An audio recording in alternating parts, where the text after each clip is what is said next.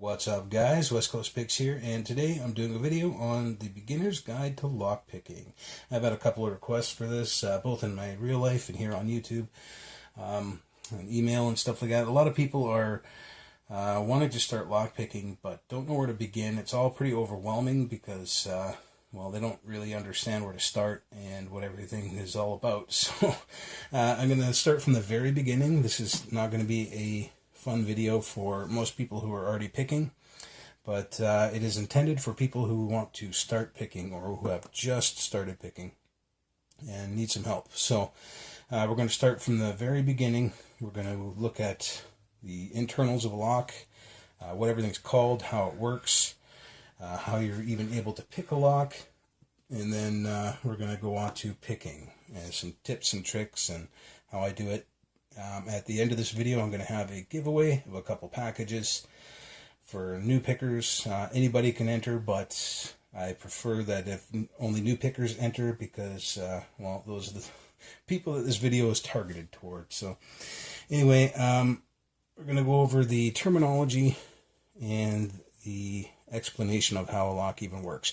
What I have here is a standard pin tumbler lock that has been taken apart into all its component pieces and spread out on a pinning board. This is one that's put together. This is called a kick cylinder or key-in knob cylinder. Normally it sits in the knob of a door like that, and you only see this round part at the front. But this is a standard pin tumbler lock. This is like what you have on your front door, like in any padlock or anything like that. So it's a good representation of what we're picking when we're picking locks. Here's another one. This one's called a mortise cylinder or mortise cylinder. It's a lot like a deadbolt, but yeah, it sits in the door and acts as a lock. There's also different types. I'll show you one other. This is a Euro cylinder. So this is what they use in most European countries. It sits in their door, and it is essentially the exact same thing. It's just in a different shape. So anyway, we're going to go over the component pieces, the terminology for everything, and how it works. So first we're going to go over the terminology. We'll start with the key itself. This is, the whole thing is called the key. The part that you hold and turn is called the bow. And the very tip of the key is called the tip, obviously. This entire portion here that inserts into the lock is called the blade. It's the blade of the key. And these peaks and valleys here on the top of the key here that give it its sawtooth-like appearance is called the bitting or bitting, B-I-T-T-I-N-G. Most people pronounce it bitting, but it's actually bitting. And that's essentially it. There is one more thing. When we look at this portion here, this is called the plug or the core. And this is the center part of the lock that sits in the cylinder and actually does the rotating. It has in front of it what's called a keyway, and that is a slot cut in it for the key to go into. As you can see, it's not just a straight slot. I mean, some of them are, but not very many of them are. A lot of them have a funny little shape to it. As you can see, there's these pieces of metal sticking out on either side. That's called warding. And the key has the corresponding cutouts. That is also called warding. So the cutouts on the key is called the warding. The pieces sticking out in the chamber there is actually, in the plug, is actually called warding as well. So that's it for the key. This is the plug or the core of the lock. And like I said, this is the keyway. And these are the pin chambers, the key pin chambers to be precise, because there are two sets of pins. These are either the bottom pin or the key pin chambers. This is where the pins in the bottom of the lock sit. So either the bottom pins or the key pins sit in these chambers. You can tell there are 6 in this lock. And this is a 6-pin lock, which we would call a 6-pin lock. So that is the core or the plug, basically all the parts of that. You have on the back here what's called the tailpiece would attach to this, and that's what actuates the actual mechanism inside your door. It's called the tailpiece. And then there's a clip that sits on the back of that that actually holds it into the cylinder itself. The cylinder is, like I said, a key and knob cylinder. They all look different, but they all act the exact same. They have chambers up at the top, which would be the top pin or driver pin chambers that hold all the pins up at the top of the lock, and also springs on top of those to push down on those pins. This top piece that holds all that is called the Bible, and this piece on top of it is called the cap. As you can see, it comes off. They're crimped on, but you can force them off, and when you get new ones you have to crimp them on. So it's called the cap, this is called the Bible, and the whole thing's called the cylinder. Those are driver or top pin chambers, and the rest of it here are basically just the pins and springs. So as you can see, these bottom ones here are pointed. Some are pointed like this one, like pencil shaped. Some of them are rounded. And that is the key pins, and that's just to make it easier to push the key in and out of the lock, so it goes up and down on the peaks and valleys of the bitting a lot easier than if it was flat. The other side that meets the top pins, or the driver pins, is flat, and the driver pins are flat on both sides because you have the spring pushing on one side and meets the flat of the key pins on the other side. So basically the way this works, times this by 6, is we have our plug here with one of our key pins in it, and as you can see at rest, that pin is down in the chamber, and there's a little bit of room.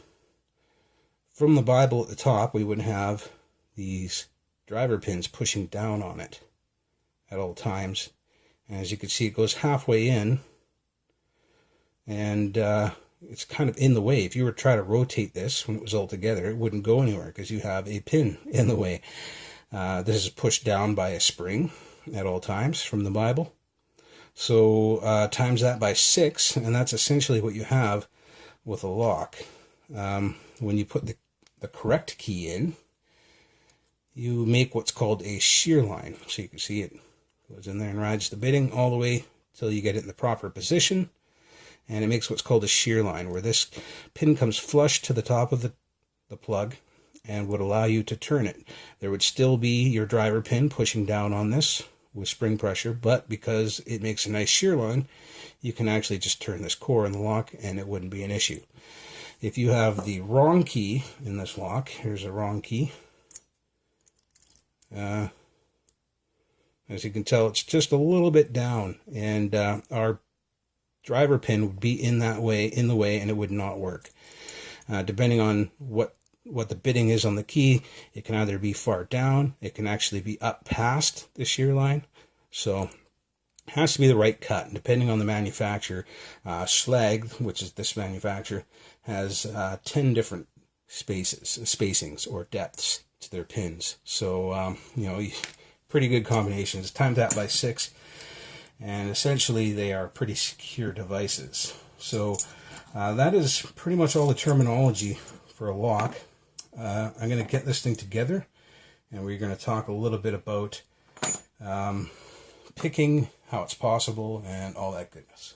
Alright guys, got it back up in the vise here, and we are going to we are going to pick this thing open, and I'm going to tell you exactly what's going on, how I was able to do it, all that good stuff. So for now, what you need to know is I'm using top of the keyway, which I like to do because it keeps the tool out of my way. I'm using about medium tension here. So I'm going to go to the back of the lock. That was 6.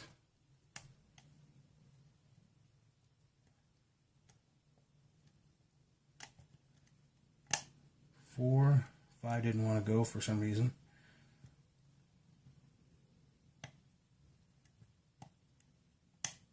3, 2, that was 1, and then should only be 5 left. It didn't want to go the first time around.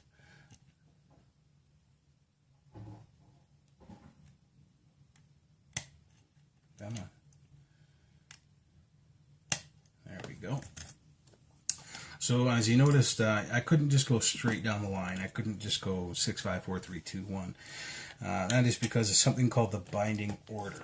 So what we have is, this is a standard lock, 6-pin, and this is the one we had apart. And as you can see, these chambers are all in a row, but because of the tolerances of manufacture, they can never be exactly 100% in a straight line.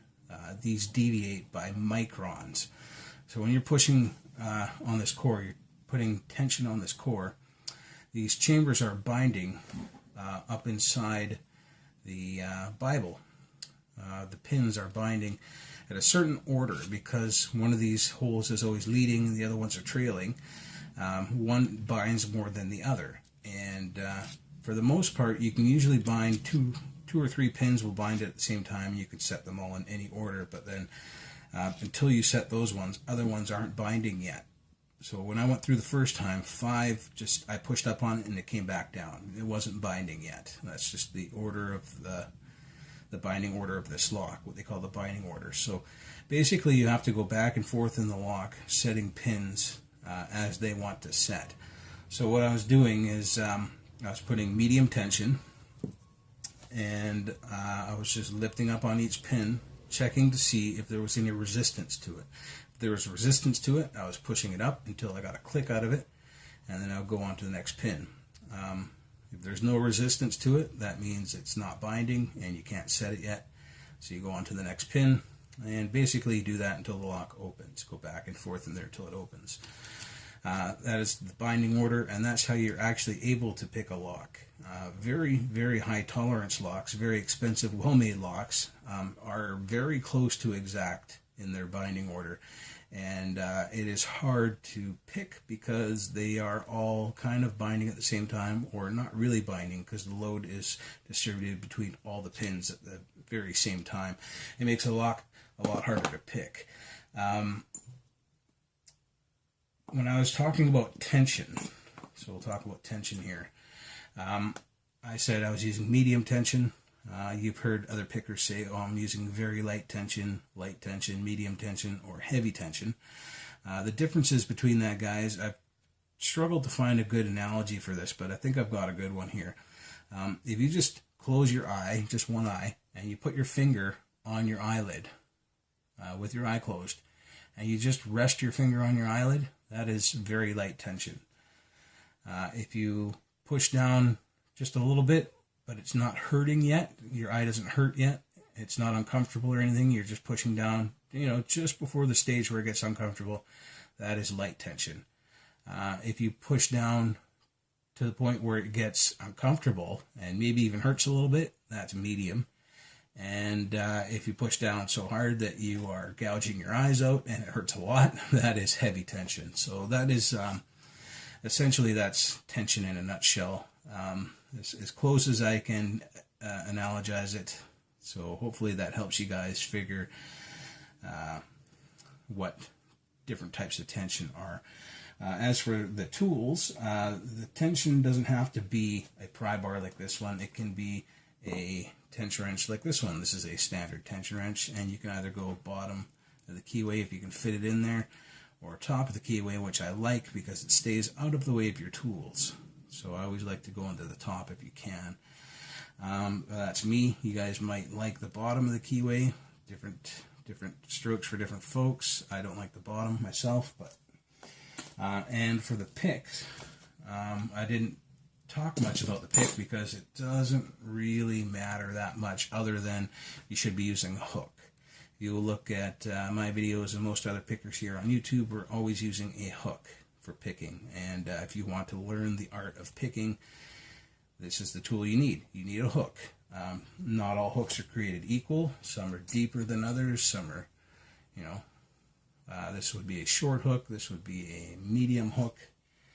And probably have a deep one around here somewhere. I don't use deeps that often, so I might have to dig down to find one. I make all my own picks, so there's a deep pick. So as you can tell the difference between the three, we have a short, a medium, and a deep hook. So it doesn't really matter which manufacturer you get. Any of the reputable brands are pretty good. I'm not a big fan of Sparrows, but go ahead and get Sparrows if that's what you want. If you're in the US, I suggest getting Peterson. If you're in Canada, Sparrows is always an option. I don't like them, but Southward is pretty good. Or, even Peterson if you don't mind spending the money. But either way, there's two schools of thoughts about picks, guys, and that is buy a set and, get everything you need for sure when you buy a set. But when you do that, you get a bunch of stuff that you don't need. So in this set here, I've only ever used 3 tools, and that is the 3 hooks. These rakes I never use. And all these different tension wrenches I never use. I would use, the only one I would use in here is this pry bar. And I essentially never use this set because I make my own tools. But, this is a big waste of money in my eyes, because I only used 3 of the tools. And I paid like $50 for this set. These picks individually are like $3 to $5, and there's 3 of them in there. So that's like $15 worth of tools at the most that I spent $40 on and didn't need to. Buy a set. You'll definitely get everything you need, but you don't need to. Individual picks is probably the way to go, I think. Save your money for locks. Individual picks are $3 to $5 depending on where you get them. You only need hooks. You'll find that's all you ever use if you're actually picking locks and you're not just playing around. Get a couple shorts, a couple mediums, and one deep. And that's probably all you'll need. That's what, $25 for picks and you're set. And those will last quite a while too, unless you get Sparrows, which I find don't last very long. So either way, different schools of thought, and I might go into that a little bit later on a separate video, but basically you're going to need some hooks and some kind of tension wrench. The pry bar I use, I make these, but you can use, like I said, a regular type of tension wrench, or you can buy pry bars off of picking websites. So that's tools, that's tension, and that is the binding order of a lock. So now what I'm going to do, guys, is I'm going to get together some pins. I'm going to pin up the lock in different configurations with different types of pins, and we're going to see how to pick different types of security pins. Alright guys, I'll be right back. Alright guys, I have one standard pin in chamber number 2 of this lock. And this is just to show you like a baseline of what a standard pin picks like. You saw me pick all 6, but you might not have had a good idea of what I was doing. So let's, only one pin in this lock. We'll see what a standard pin picks like, and then we'll move on to security pins. This is just a baseline. So I'm going to go top of the keyway, my normal medium tension, find the binder, which in this case is easy to find. It's only one pin, push up on it, and we're open. So that is a standard pin. As you see, there's nothing eventful about it. It's just push up on the pin till it clicks and then the lock opens. That's it. So I'm going to get a spool in here, spool pin, and we will see how that acts. Alright guys, I have put a spool in pin chamber 1 of this lock, and I'll show you what that looks like. We'll talk a little bit about them. This is the most common type of security pin in locks today. It's called a spool pin. If I can get it to focus, there we go. Number 2 here, as you can see why they call it a spool pin. It looks like a empty spool of thread. This is a standard pin. And this is just a spool pin with the middle has been taken out of it, and it looks like a spool. This is what's called a mushroom pin. They don't use them much anymore, but they are still in locks every now and then. And I didn't include this in the tutorial because, well, it acts the exact same as this. The spool pin is the new mushroom pin, I guess. The mushroom pins pick exactly like a spool, so they're not even worth mentioning. Throw that off to the side. We're going to pick into this spool pin here. We're going to see how it reacts in a lock and how to defeat them. So I have a spool in pin chamber number 1 of this lock and a standard in number 2. So I'm going to pull our tools out here, And same thing, we're going to go top of the keyway. And I'm going to pick the second pin first, which is our standard pin, and then we're going to pick the spool. So watch what happens when I pick the standard pin. This is number 2.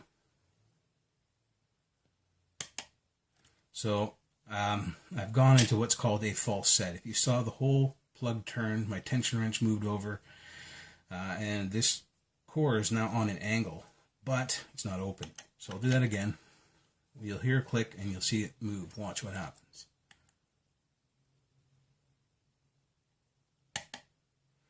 So that is what's called a false set. Now we are in the middle of the spool. What's happened is the top of the spool is, or the spool is halfway in between the top of the lock and the bottom of the lock, right in the middle of the shear line. And it gives us what's called that false set. When I actually start picking this spool, you'll see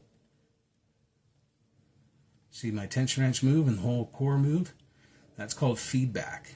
And people like spools because they talk to you. They let you know, hey, I got to be picked. So basically, all you do is you keep your same tension on it and you just bring it, push back on it with your pick and let it come back as far as it needs to center until you reach the shear line and it opens.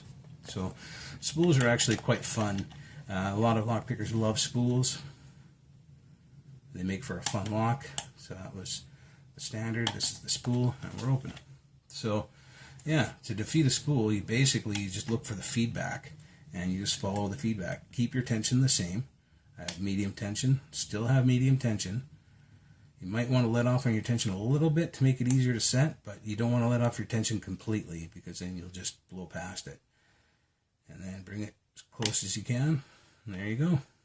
I like to wiggle my pick as I'm setting pins. That's just me, but you guys can try it. If you like it, use it. If not, don't.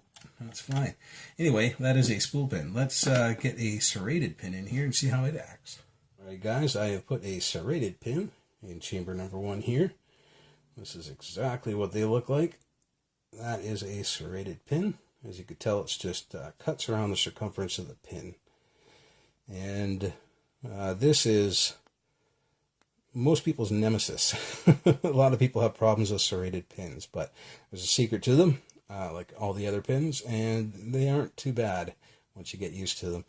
This is the second most common type of security pin in locks today, and still not very common. The spool is probably the most common and almost in everything, so for security pins anyway.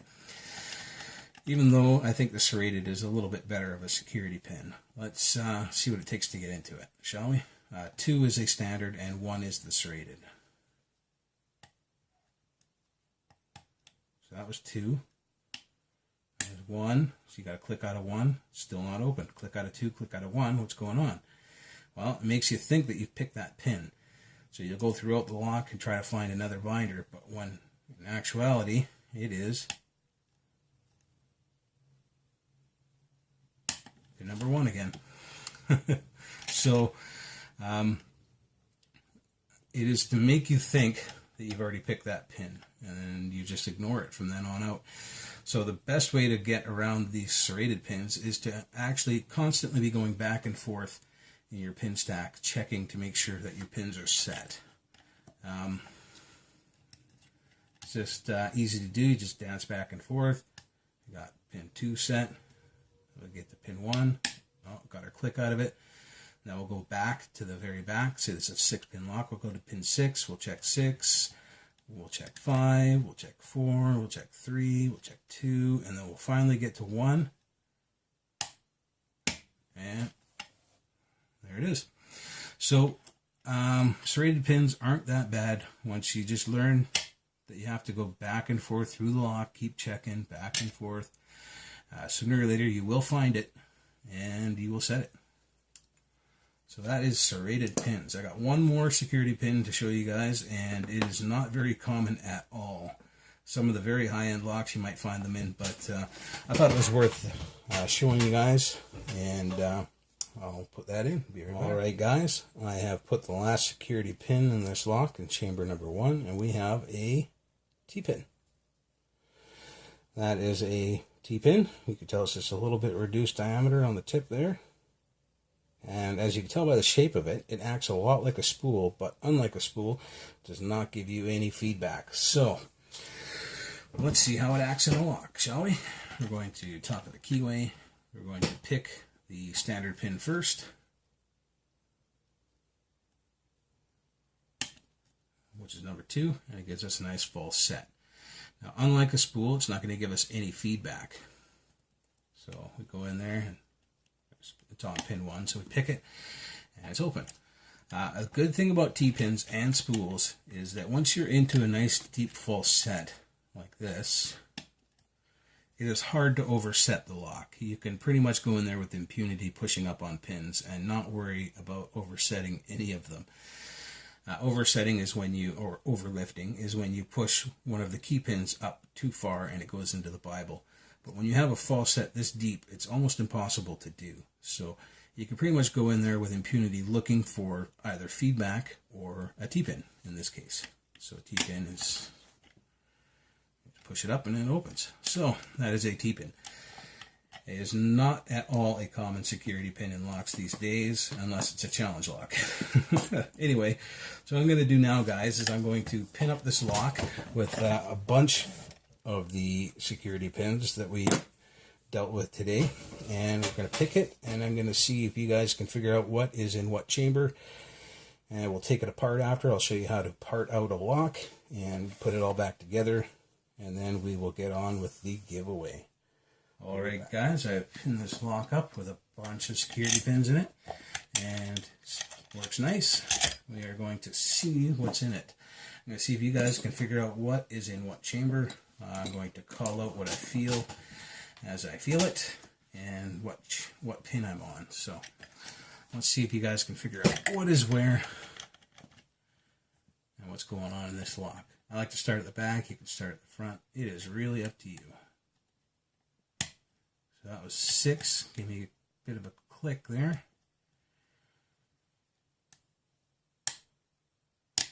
That was 4, and I got 2 clicks out of 4, 3 clicks out of 4.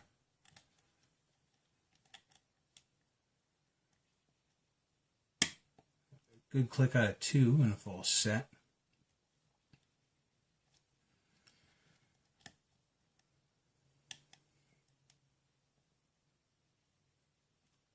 This is pin 5. I'm getting counter rotation.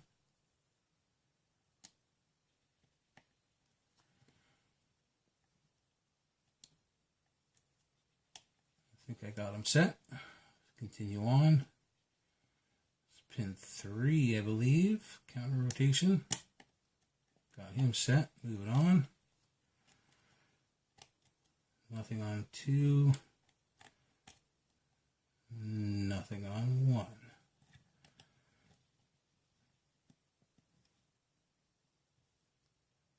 Back to 5 with counter rotation again. See if we can set them this time without dropping anything.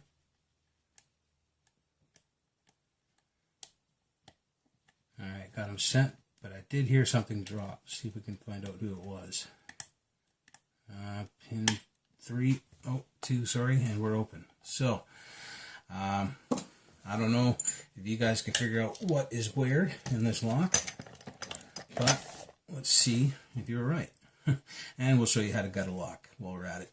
The easiest way to gut a lock is to lock it back up, but if you don't have a key, that's not an option. So if you don't have a key, you're going to have to pry this clip off without unlocking the lock, which is not easy. The easiest way, like I said, is to take the lock, lock the lock back up. But you can use a flathead screwdriver and wedge it in there and remove the clip that way. Otherwise, if you had it locked like that, you could just use your tension tool or a flathead screwdriver or anything just to pry that clip off. Anyway, excuse me. Next, always recommended, even in stock locks, especially with tail pieces like this, you need a shim. So, pretty much all this stuff I'm going to include in the giveaway. So we will, either the lock was unlocked from the picking, or we got the key in there. And you will put the shim in. Make sure it's all the way in. We will get a plug follower. Make note of which way the pins are facing. And they're facing towards me. We will slide the plug follower through. Keep the pins facing up so they don't spill out. These are our key pins. Everything's in and working nice. And then you can pull your shim out. Grab a pair of tweezers and start pulling the pins out one by one. I like to put my tweezers on top of where the pin's going to pop out. Stops it, and then you can push the plug follower back forward again, holds the pin in there, and then just pull the pin out. We have a standard in one, a T-pin in two,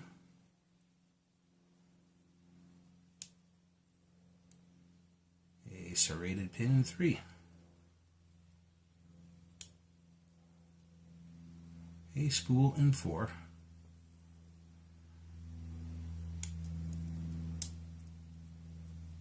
a spool in five,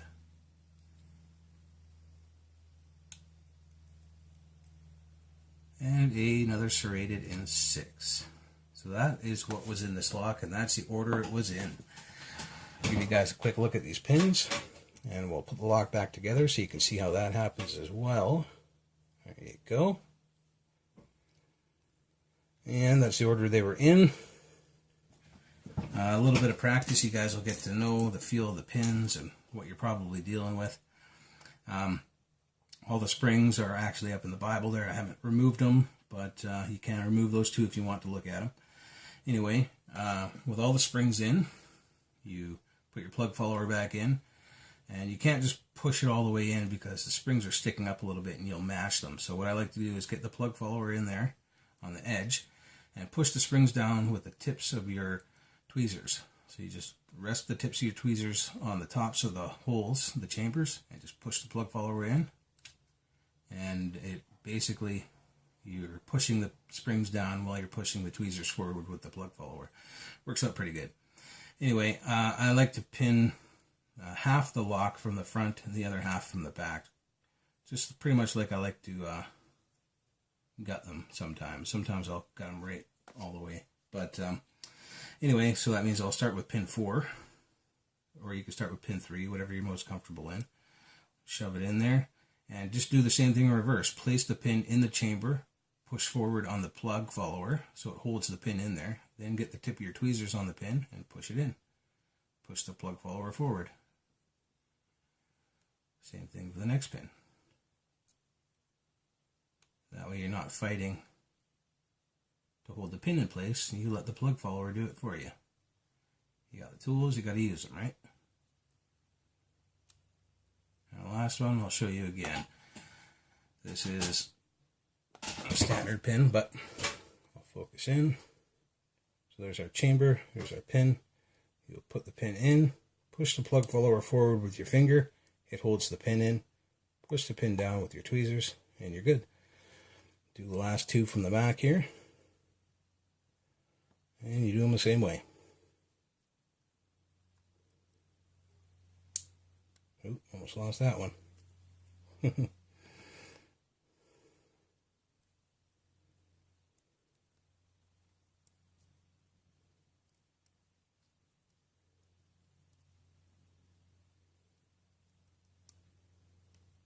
There we go.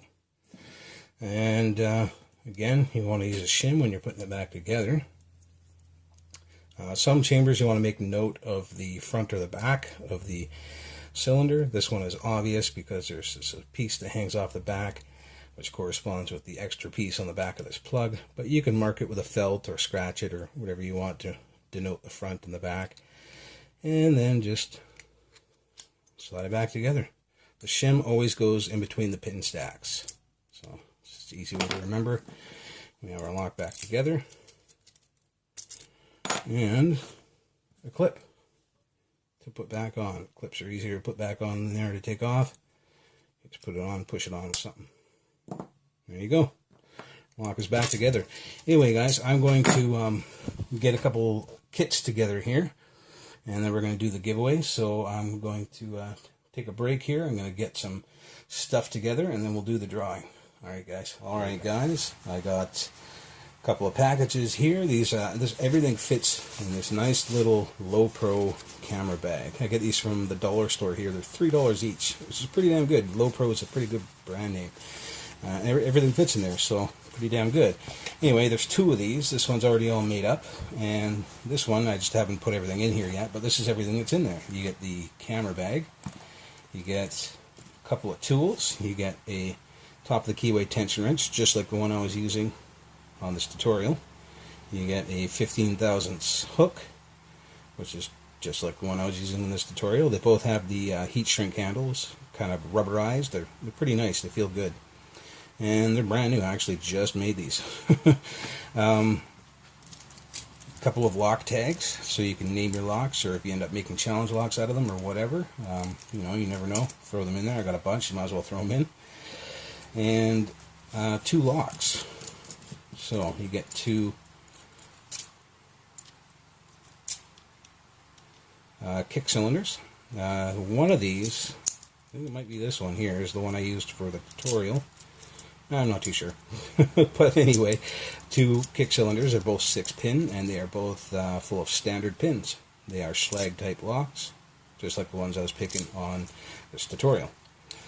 You get some extra pins. These are all key pins. There might be an odd driver in there or something, but most of these are key pins. There's about 50 pins there or something like that, 40, 50 pins. And these are just extra pins in case you feel like making your own challenge lock pins, or you know, you want to repin the lock to a different key or something like that. There's a bunch of extra pins there for you. There is some security pins, or these are actually all drivers. So we got 4 standard drivers, we got 2 serrateds, we got 2 T-pins, 2 mushrooms, and 2 spools in both of these packages. So that is the security pins and the drivers. We have some shims for taking the lock apart, and you know, there's 2 of them there. They're nestled together. You can kind of see there's 2 there, and some extra springs just in case you mangle some of the springs in these locks. It happens, and in case you do, there's 8 extra springs there, so you can make a couple mistakes and not be too hurt about it. Also a plug follower for taking the lock apart. This standard size plug follower is the ones I always use, brand new. You have a pair of tweezers, which you know, everybody probably has a pair of tweezers, but it's nice to have a pair that you can use exclusively for lock sport, and that's what these are. Same ones I use. And this pinning mat, which is, I get them from Walmart. They're called carpet cups, and they're to actually save your hardwood floor from you know, wood furniture and stuff, but they work pretty good. As you can see, I just dropped that pin in there, and you can almost hold them vertical, and the pins do not fall out. You hold it upside down, they'll fall out, but I mean, they're pretty damn good. And that's that side, and they're a little bit more difficult to pull out with the tweezers on this side, but this side is also pleated, so you can line them up on this side, which is a hell of a lot easier to actually pick them up with your tweezers. And they end up being about the same as one of these mats that I use all the time when I'm out using my super awesome pinning tray of goodness. Anyway, so you get the pinning tray as well. There's 2 of these guys, and I would like to see these go to new pickers. People who have been looking to getting into lockpicking. Maybe this is all the tools they have, or maybe they already have a little bit of tools but they don't have everything, or you know, they wanted to get into it and didn't know where to start, so they were watching my video to find out. Anybody can enter. You don't have to be a new lockpicker. You could be a veteran. It doesn't matter. Bosnian Bill can enter this competition if he wants. Anybody can win, but you know, let's try to make it for the new guys. If you don't need this stuff, if you already got stuff like this, you probably shouldn't enter the draw. You still can, but I'd like to see it go to new pickers. Anyway, there's 2 of these guys. All you have to do is leave a comment down below, and that'll enter you for a chance to win one of these 2 packages. A week from now, so next weekend, I'm going to draw 2 names to see who wins. You don't have to be a subscriber. You don't have to leave any pertinent comments. It could just be like, hey, it's me, or hey, go screw yourself, or whatever you want to say. It doesn't really matter what you say. As long as you enter words in the comment section below, you are entered to win. If you do not want to win, but you still want to enter a comment, just say it in the comment. In the comment, just say, don't enter me in the draw, but here's my comment. So that's fine too. Anyway, guys, thank you all for watching. I hope this was informative. If you have any questions or comments, or if I missed anything important or anything like that, feel free to leave a comment below. We can discuss it. And hopefully in a week from now, I'll be giving these 2 packages to a couple brand new pickers. All right, guys, later.